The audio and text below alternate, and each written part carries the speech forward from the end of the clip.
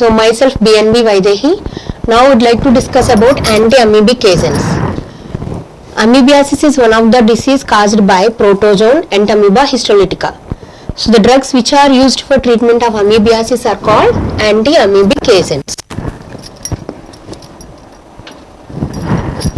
So coming to the contents in this presentation: definition, introduction, life cycle of Entamoeba histolytica, classification of anti-amoebic agents, structure, mode of action and uses of drugs, synthesis of drugs, SER and references.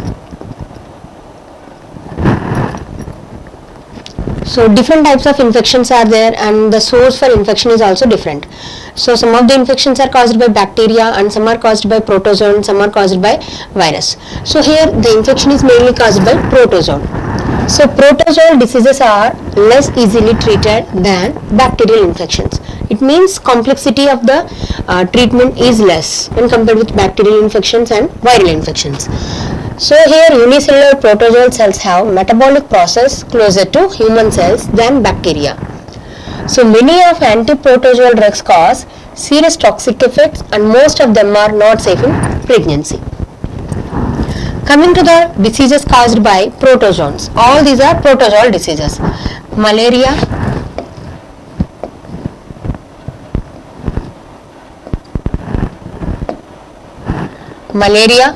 amoebiasis, leishmaniasis, trypanosomiasis, trichomoniasis and giardiasis. All these are various types of protozoal infections.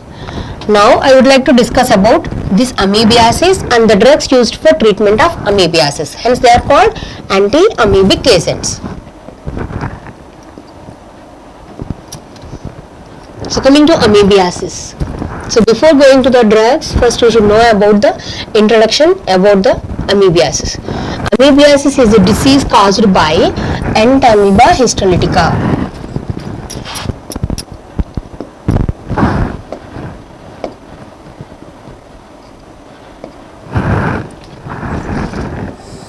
Okay, this is the main causative organism.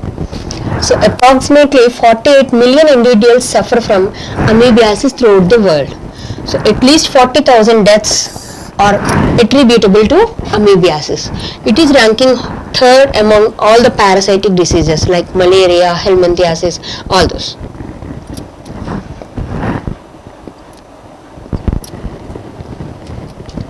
So the main causative organism is Entamoeba histolytica. So this Entamoeba histolytica can exist in two types: trophozoite phase and cyst phase. So these trophozoites can live in lumen and for some time. After some time they invade colon epithelium and cause ulcerations. And if the infection is not treated, this organism is spread to vital organs like lungs, livers, and they cause systemic amoebiasis. So these trophozoites can simply live on gut bacteria. So addition of broad spectrum antibiotics like tetracycline can lead to a rapid improvement as the parasite's major food source is depleted. So if you see, the range of illness are symptoms of amoebiasis. There are different types. First one is called asymptomatic carrier. It means there is no symptoms but the infection is present in a particular person. Second one, mild intestinal infection. It can be characterized by simply diarrhea. Next, severe intestinal infection. If this is not treated, it may lead to dysentery. Next, amoebic liver hepatitis and abscess. Next, amoeboma and extraintestinal infections. So these are the various types of symptoms we can see in amoebiasis.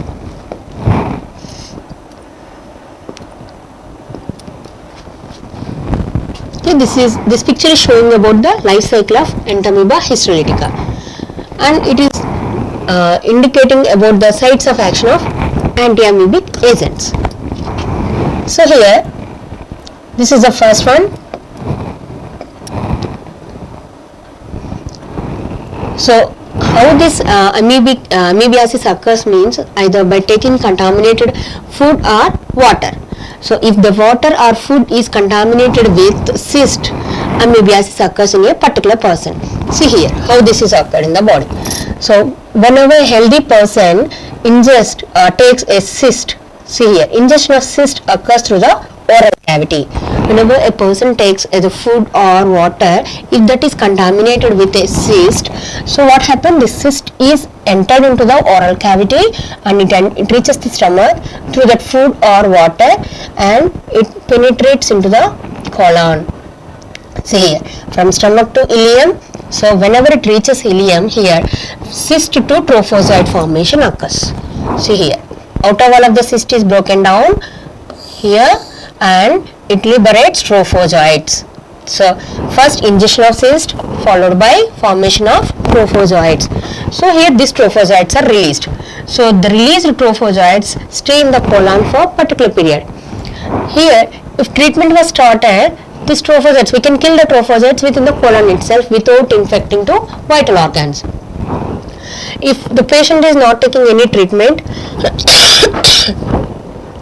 so these trophozoites penetrates into the intestinal wall. Penetration of intestinal wall occurs. See here. So penetration of intestinal wall, and in the intestine multiplication of trophozoites occur. So number of trophozoites will be formed. So if in this case also the person is not taking any treatment with anti-amoebic agents, these trophozoites may enter into the bloodstream and reaches the vital organs like liver. That is called systemic amoebiasis. See here, it reaches the liver and it causes infection. That is called systemic invasion. And some of the trophozoites here, see here, the trophozoites which are present in the colon, after some time they are again converting into cyst and this cyst form is eliminated from the body through rectum. So, and some of the trophozoites are also eliminated from the body through rectum. So trophozoites are also released and cyst is also released, but in those trophozoite is non-infective, whereas cyst form only infective.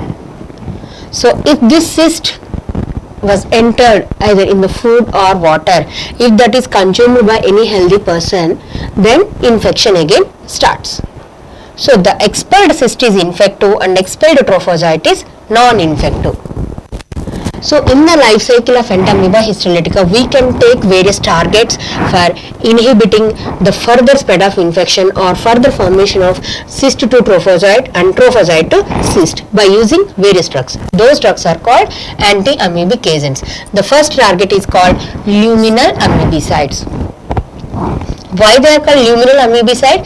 Luminal means they are acting only in the lumen. They are acting against trophozoites which are present in the lumen. See here, amoebicide. Side means it can kill the organism.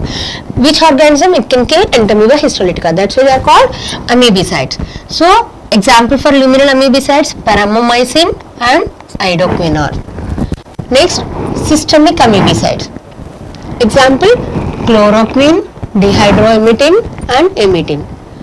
Next, mixed amoebicides. Mixed amoebicides are having action against both systemic organisms and luminal organisms. Example for mixed amoebicides, metronidazole and tinidazole. Okay, this is about life cycle.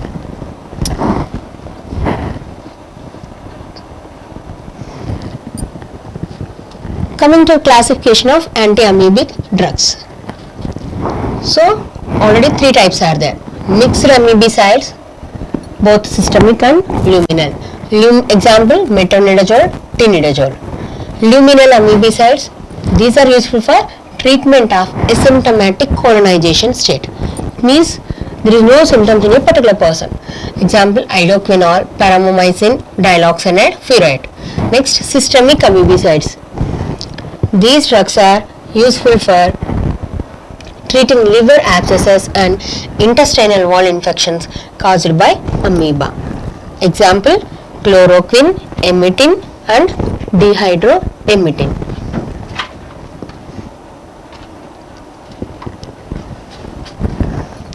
This is another classification of anti-amoebics. First category is called tissue amoebicides. In tissue amoebicides again two types, A and B. First category is called intestinal as well as extra-intestinal amoebicides. First category, this classification is based on chemical classification, based on the chemical structure. So first category is called nitroimidazole derivatives. Example for nitroimidazole derivatives: metronidazole, ornidazole, cycnidazole and tinidazole. Okay, these are the very powerful and potent drugs in all the anti-amoebic agents.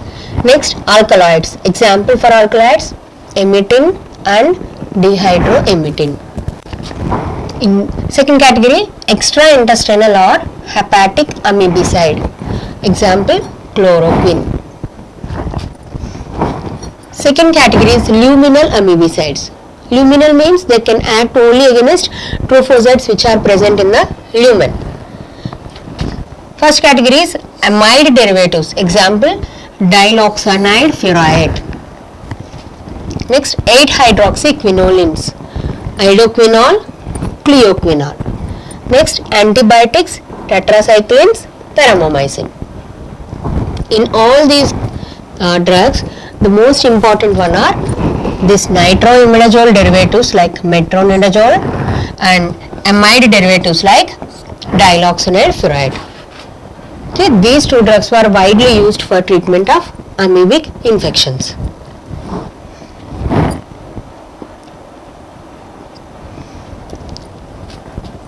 So coming to chemical classification, so nitroimidazole derivatives, metronidazole, tinidazole, ornidazole and cycnidazole. Second category, dichloroacetamides, diloxanide furoate, itofamide, clifamide, teclosan. Third one, emetins, emetin, dihydroemetin. Fourth one, halogenated 8-hydroxyquinolines, cleoquinol, idoquinol. 4-aminoquinoline derivatives, chloroquine. Antibiotics, peramomycin, tetracycline. And last category, nitrothiazolidines, nitazoxanide. Coming to the first category, the most important one is nitroimidazole derivatives.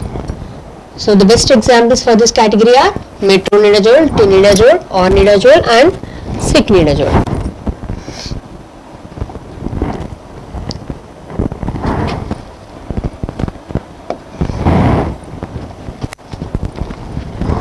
This is the structure of metronidazole. Okay, this is called basic nucleus. This is called imidazole.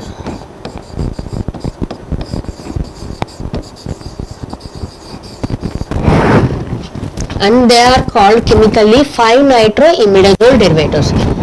1, 2, 3, 4, 5. So at fifth position, nitro group is there. That nitro group is very essential for exhibiting their activity. So they are called 5-nitroimidazoles. That is the basic nucleus, and they are differed by this methyl group and this side chain. Coming to the mode of action, why the nitro group is responsible for the pharmacological activity means here. Releases in the parasites toxic superoxide or hydroxide radicals. After entering into the biological system, this nitro group reduces free radicals. What are those? Superoxide and hydroxy radicals. So those radicals binds to proteins and DNA, resulting in cell death. Okay. So metronidazole is the drug of choice for amoebic infections and infections caused by other organisms like Giardia lamblia and Trichomonas vaginalis. This is responsible for vaginitis. Vaginitis is infection in vagina. This is the causative organism. And anaerobic cocci, gram-positive bacilli and Clostridium difficile that cause pseudomembranous colitis. Okay, this metronidazole is especially used for amoebic infections. Along with amoebic infections, other infections like vaginitis and pseudomembranous colitis. For this type of infections also we can use this one metronidazole as the drug of choice.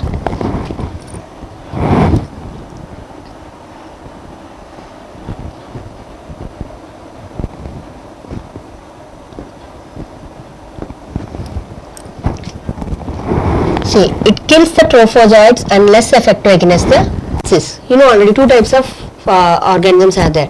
That Anti-Amoeba histolytica can exist in two forms. One is trophozoite form and cyst form. So trophozoite form, this drug is most effective.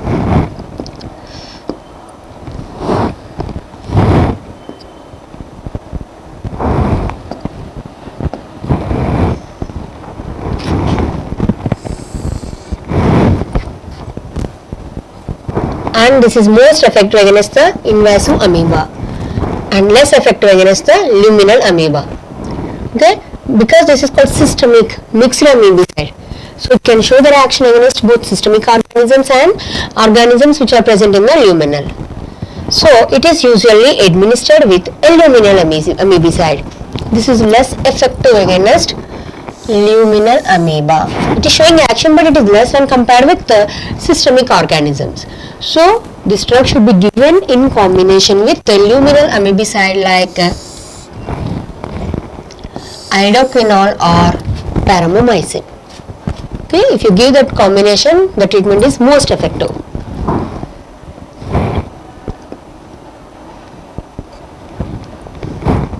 See, I can explain by reaction the mode of action of metronidazole. So you know this is the structure of metronidazole.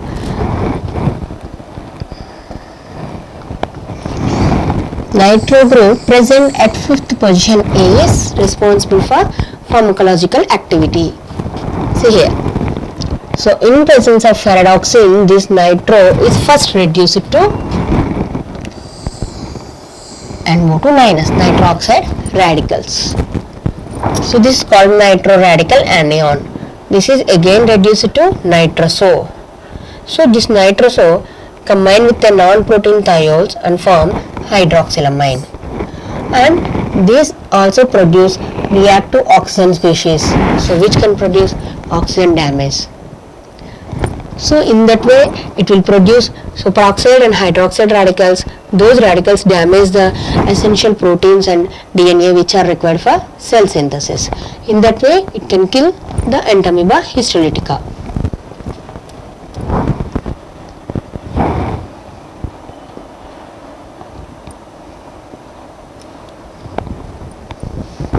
Coming to the metabolism of metronidazole. So this is the drug.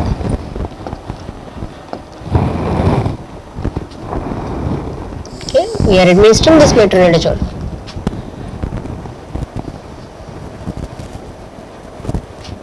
So first this drug undergo oxidation process. In metabolism, two phases are there, phase 1 and phase 2.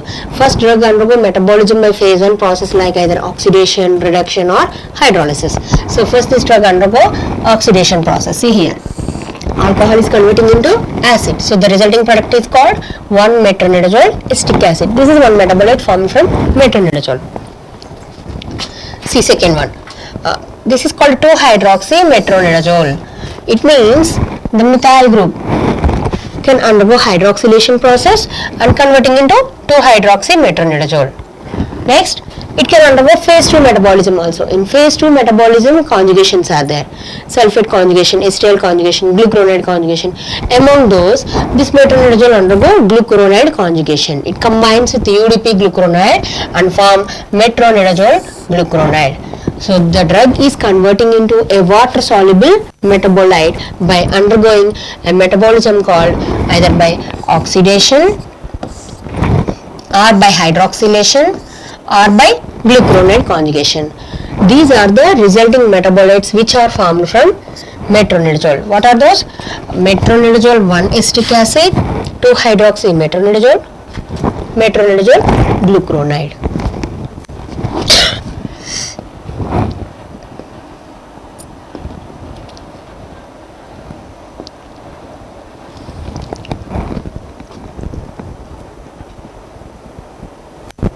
So metronidazole is giving into a metabolites like superoxide and hydroxide radicals.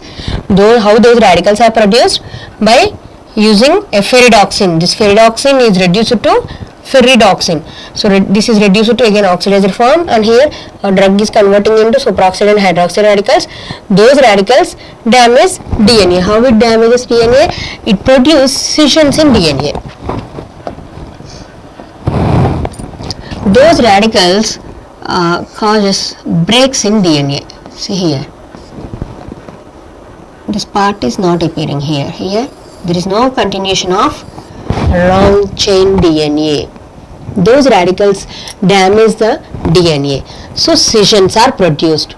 So thereby long stranded DNA is visible into short and small stranded DNA, so which cannot be survived for long.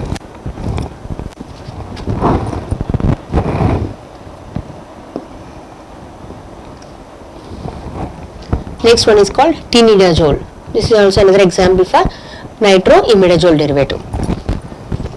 So if you see the structure, what is the difference?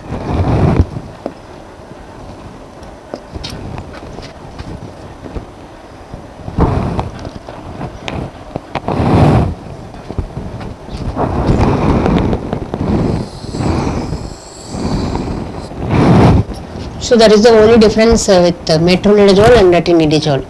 Both are belong to nitroimidazoles only. The only difference is here on the first part of the nitrogen. Tinidazole is an anti-parasitic drug used against protozoan infections. It is widely known throughout Europe and the developing world as a treatment for variety of amoebic and parasitic infections. It was developed in 1972 and it is a prominent member of nitroimidazoles, and this is used for infections from amoeba, giardia, trichomonas, just like metronidazole only. Okay, because in some patients if metronidazole treatment is not effective, in such conditions we can give alternate drug as tinidazole. See here, this may be a therapeutic alternative in the setting of metronidazole tolerance.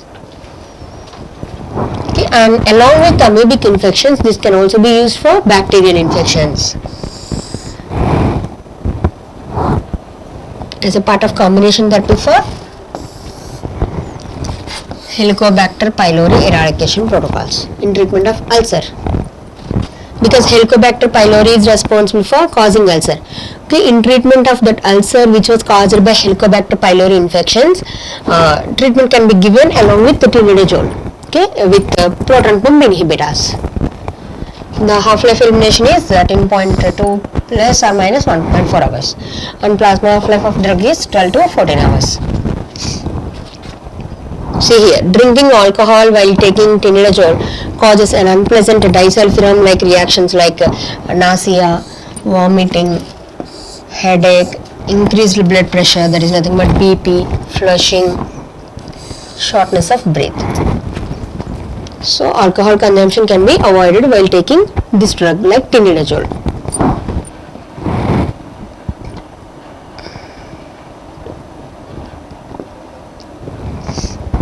Next one is called ornidazole. So again,